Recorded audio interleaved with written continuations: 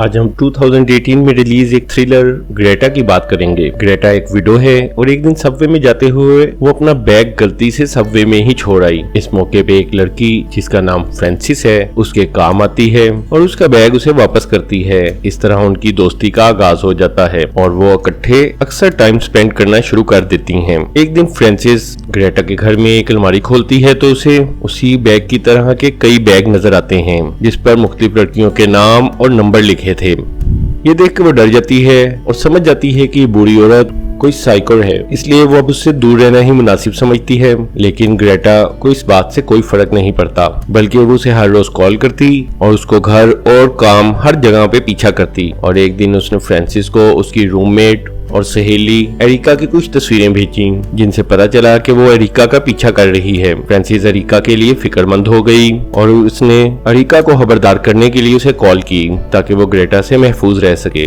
लेकिन ग्रेटा मुसलसल उसका पीछा करते हुए उसकी तस्वीर भेज रही थी और इस मौके पर एरिका को भी पता चल गया कि ग्रेटा उसके पीछे पड़ी है, इसलिए वो मौका देखते ही बस से उतर गई और फौरन फोन पर फ्रांसिस को अपनी लोकेशन का बताया। नचा फ्रांसिस फौरन ही वहाँ पर पहुंची और वो दोनों एक टैक्सी में वहां से निकल जाने में कामयाब हो गई। ग्रेटा से तंग आकर फ्रांसिस ने उसकी बेटी निकोलस से राब्ता करने की कोशिश की, लेकिन जब वो उससे मिलने कॉफी शॉप पर गई तो कॉफी शॉप पे उसे एलेक्सा मिली जिसने फ्रांसिस को बताया कि ग्रेटा की बेटी 4 साल पहले खुदकुशी कर चुकी है। फ्रांसिस ये सुन के हैरान रह गई क्योंकि ग्रेटा अक्सर उससे अपनी बेटी की बातें किया करती थी और ऐसे जाहिर करती थी कि वो जिंदा है। इसके अलावा वो अक्सर उससे फोन पे बात भी किया करती थी। फिर एलेक्सा ने फ्रांसिस को बताया कि ग्रेटा एक साइको औरत है और उसने उसे मशवरा दिया कि वो उससे बच के रहे। रात को फ्रांसिस जब अपने काम पर थी तो उसे अपने डैड की कॉल आई क्योंकि एरिका ने फ्रांसिस के डैड को फोन करके उसे ग्रेटा के बारे में बता दिया था, इसलिए वो फ्रांसिस से चाहता था कि वो ग्रेटा से दूर ही रहे। फोन सुनने के बाद जब फ्रांसिस दोबारा काम पर वापस आई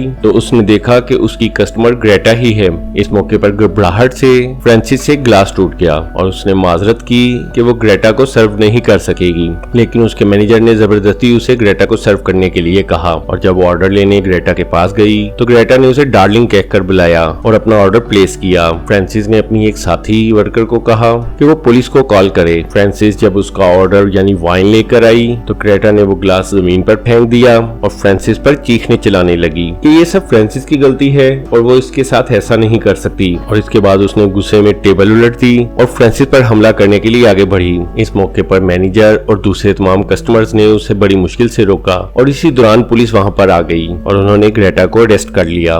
अगले दिन फ्रांसिस ने ये जानने के लिए कि क्या ग्रेटा अभी भी पुलिस कस्टडी में है फोन किया, लेकिन पुलिस ने उसे किसी भी किस्म की इंफॉर्मेशन देने से इनकार कर दिया। इसके बाद उसने एरिका को बताया कि उसका बाप चाहता है कि वो उसके पास चली जाए। इस पर एरिका ने भी मशवरा दिया कि बेहतर है कि वो अपने बाप के पास ही चली जाए, लेकिन इसके साथ ही उसने ये भी कहा कि हो सकता है उसे ग्रेटा के बारे में कोई गलतफहमी हुई हो, इसलिए बेहतर है कि वो ग्रेटा से मिलकर अपोलोजाइज कर ले ताकि तमाम मामला ठीक हो सकें। फ्रांसिस ने अपनी दोस्त का मशवरा माना और वो ग्रेटा से मिलने के लिए चर्च गई। उसने ग्रेटा से सॉरी किया और उसे ये भी बताया कि वो कल यहाँ से जा रही है और अब वो ग्रेटा से कभी राब्ते में नहीं रहेगी। लेकिन ग्रेटा ने उसे कहा कि वो किसी भी सूरत उससे राब्ता नहीं तोड़ सकती और उसे हमेशा उसकी जरूरत रहेगी। इसके बाद ग्रेटा ने उसे एक गुड बाय हग किया। घर आकर ग्रेटा ने अपने डॉग को दूध में एक खास किस्म का पॉइजन मिला के दिया। दूसरी तरफ फ्रांसिस ने भी घर पहुंचकर रिलैक्स होने के लिए कॉफी पी, लेकिन उसी वक्त उसकी तबीयत खराब हो गई और बेहोश होने से पहले उसने देखा कि ग्रेटा उसकी तरफ आ रही है। इसके बाद ग्रेटा ने एक टैक्सी मंगवाई और ऐसे जाहिर किया कि जैसे वो फ्रांसिस की आंटी है और फ्रांसिस बीमार है। उसी टैक्सी में ग्रेटा फ्रांसिस को लेकर अपने घर आई। घर पहुंच के ग्रेटा ने अपने पियानो के पीछे मौजूद एक खुफिया कमरा खोला। फ्रांसिस ने, जो कि बड़ी मुश्किल से चल रही थी, इस मौके पर उस डॉग को भी देखा जो कि दूध पीने के बाद बेहोश पड़ा था। ग्रेटा ने इसके बाद उसे एक बॉक्स में बंद कर दिया। इसके फौरन बाद ही फ्रांसिस की आंख खुली और उसे महसूस हुआ कि ये सब तो एक ख्वाब था। और वो तो अपने अपार्टमेंट में है। इसके बाद उसने अरिका को कॉल किया और कुछ ही देर के बाद उसका डैड उसे लेने के लिए आ गया। फ्रांसिस जब अपने डैड के साथ जाने के लिए लिफ्ट में सवार हुई तो लिफ्ट अचानक ही नीचे गिरनी शुरू हो गई और इसके साथ ही लिफ्ट की दीवारें भी अचानक उसकी तरफ बढ़ने लगी। ये देखकर फ्रांसिस ने डर के मारे चीखना शुरू कर दिया और एक दफा दोबारा उसकी आंख खुल गई। अब उसे एहसास हुआ कि असल में ये ही ख्वाब था और पहले वाली बात ख्वाब नहीं बल्कि सच था, यानी ग्रेटा उसे सच्ची मुच्ची अपने अपार्टमेंट में ला चुकी थी। इसके साथ ही उसने देखा कि वो अभी भी बॉक्स में ही बंद है और ये देखकर वो इंतहाई पैनिक हो गई। इसके बाद ग्रेटा ने उस बॉक्स को खोला और उसे कहा कि वो अब कभी भी उसे छोड़ के नहीं जा सकती और इसके बाद उसने उस बॉक्स को खुला ही रहने दिया, लेकिन उसने रूम का दरवाजा बंद कर दिया और बाहर पियानो बजाने लगी। फ्रांसिस ने हर तरह से कोशिश की कि वो किसी तरह इस कमरे से बाहर निकल सके, लेकिन उसकी तमाम कोशिश नाकाम गई और उसे एहसास हुआ कि वो बुरी तरह फंस चुकी है। फिर उसे एक आईडी कार्ड मिला जिस पे एक लड़की का नाम लिखा था और ये वही लड़की थी जिसका नाम बैग पर भी लिखा हुआ था।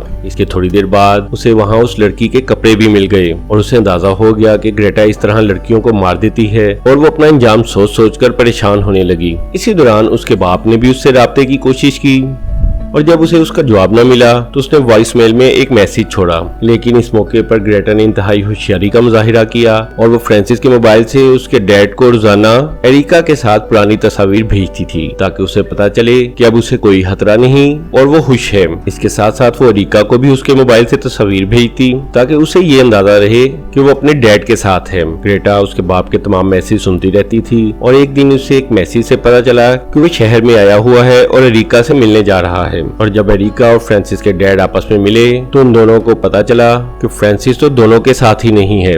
इससे उन्हें अंदाजा हो गया कि कुछ न कुछ गड़बड़ जरूर है और यकीनन फ्रांसिस के साथ कोई मसला पेश आ चुका है। दूसरी तरफ फ्रांसिस ग्रेटा से इतनी डर चुकी थी कि अब ग्रेटा उसके रूम का दरवाजा भी खुला छोड़ देती थी और अक्सर वो पियानो बजाती रहती थी। फ्रांसिस के बाप ने उसका पता चलाने के लिए एक प्राइवेट इन्वेस्टिगेटर की खिदमत हासिल की ताकि वो ग्रेटा पर नजर रख सके। ग्रेटा अक्सर ही फ्रांसिस को पॉइजन मिला दूध पिलाती रहती थी जिससे वो अपने होश में नहीं रहती थी। एक दिन फ्रांसिस ग्रेटा के साथ कुकिंग कर रही थी कि उसने मौके से फायदा उठाया और उसने किचन नाइफ से ग्रेटा पर हमला कर दिया जिससे ग्रेटा की उंगली जख्मी हो गई। इसके बाद वो ग्रेटा को बेहोश कर देने में कामयाब हो गई, लेकिन जब उसने घर से निकलने की कोशिश की तो उसे पता चला कि दरवाजा तो लॉक है। कीज की तलाश में उसने इधर उधर देखा, फिर कीज ढूंढते हुए वो बेसमेंट में गई और बेसमेंट में जाके पता चला कि यहाँ एक दूसरा दरवाजा भी है और यहाँ उसे समंथा की डेड बॉडी मिली और समंथा वही लड़की थी जिसका नाम उससे पहले बैग पर लिखा हुआ था। इस मौके पर ग्रेटा अचानक उसके पीछे नमूदार हुई और उसे बेहोश कर दिया। फिर उसने अपनी कट फिंगर के लिए कुछ मेडिसिन ली और इसके बाद उसने फ्रांसिस को बेड के साथ बांध दिया। जब फ्रांसिस को होश आया तो उसने देखा कि ग्रेटा उसके सामने बैठी है और वो बेड के साथ बंधी हुई है। अगले दिन प्राइवेट इन्वेस्टिगेटर ग्रेटा के घर आया और जब उसने बेल दी तो फ्रांसिस ने भी उसकी आवाज सुन ली और उसने मदद के लिए शोर मचाने की कोशिश की, लेकिन ग्रेटा ने उसका मुंह बांध दिया था। इसके बाद ग्रेटा उस प्राइवेट इन्वेस्टिगेटर से मिली और जब उसने उससे पूछा कि क्या वो जानती है कि फ्रांसिस कहाँ पे है तो ग्रेटा ने झूठ बोला कि वो तो एक अरसे से फ्रांसिस से नहीं मिली। अंदर बंदी फ्रांसिस ने मजीद शोर मचाने की कोशिश की, लेकिन ग्रेटा ने उसकी आवाज को दबाने के लिए म्यूजिक प्ले करना शुरू कर दिया और एक कवर अप स्टोरी के तौर पे इन्वेस्टिगेटर को बताया कि ये उसका कुत्ता है जो कि थोड़ा बीमार है, इसलिए वो ऐसी अजीब आवाजें निकालता रहता है। लेकिन इन्वेस्टिगेटर को अंदाजा हो गया कि पियानो के पीछे एक खुफिया कमरा है, लेकिन इससे पहले कि वो इस बारे में कुछ करता ग्रेटा ने अचानक उसे इंजेक्शन लगाया और वो बेहोश हो गया। इसके बाद उसने उसी की गन से उसे शूट कर दिया और उसकी डेड बॉडी भी बेसमेंट में फेंक दी।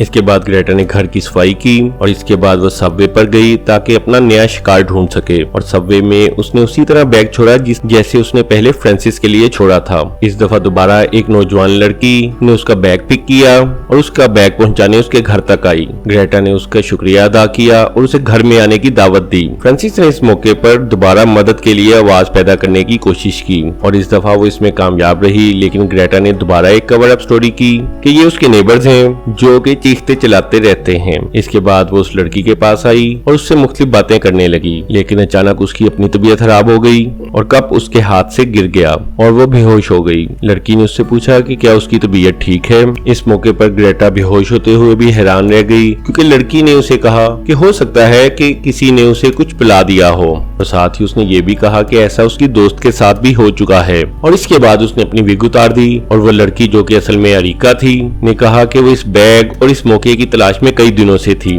फिर ग्रेटा बेहोश हो गई। उधर फ्रांसिस ने जब एरिका की आवाज सुनी तो वो भी मजीद जद्दोजहद करने लगी। फिर एरिका ने पियानो के पीछे मौजूद खुफिया कमरा ढूंढ लिया और जाकर फ्रांसिस को आजाद कराया। इस मौके पर फ्रांसिस ने उसे बताया कि वो बहुत ज्यादा कमजोर हो चुकी है और उसे नहीं लगता कि वो चल सकेगी। एरिका ने जो ही उसकी मदद करते हुए उसे बाहर ले जाने की कोशिश की तो उसी वक्त बाहर पियानो की आवाज आने लगी और ये आवाज सुन के फ्रांसिस बहुत ज्यादा डर गई। लेकिन एरिका ने इस मौके पर अपने होश कायम रखे और कमरे में मौजूद एक सलाख पकड़कर ग्रेटा पर हमले के लिए तैयार हो गई ताकि वो ग्रेटा का मुकाबला कर सके। पहले फ्रांसिस बाहर आई और ग्रेटा ने उसे पकड़ने की कोशिश की, लेकिन वो इस पॉइजन के असर से इतनी कमजोर हो चुकी थी कि वो उसे सही तरीके से काबू न कर सकी और बेहोश होकर गिर गई। इसके बाद फ्रांसिस और एरिका ने उसे भी उसी बॉक्स में बंद कर दिया जिसमें वो लड़कियों को बंद करती थी। इसके बाद फ्रांसिस और एरिका ने 911 पे कॉल की और उन्होंने तमाम सूरत हाल से आगाह किया और इस तरह फ्रांसिस आखिरकार अपनी दोस्त एरिका की मदद से एक दफा दोबारा आजाद होने में कामयाब रही।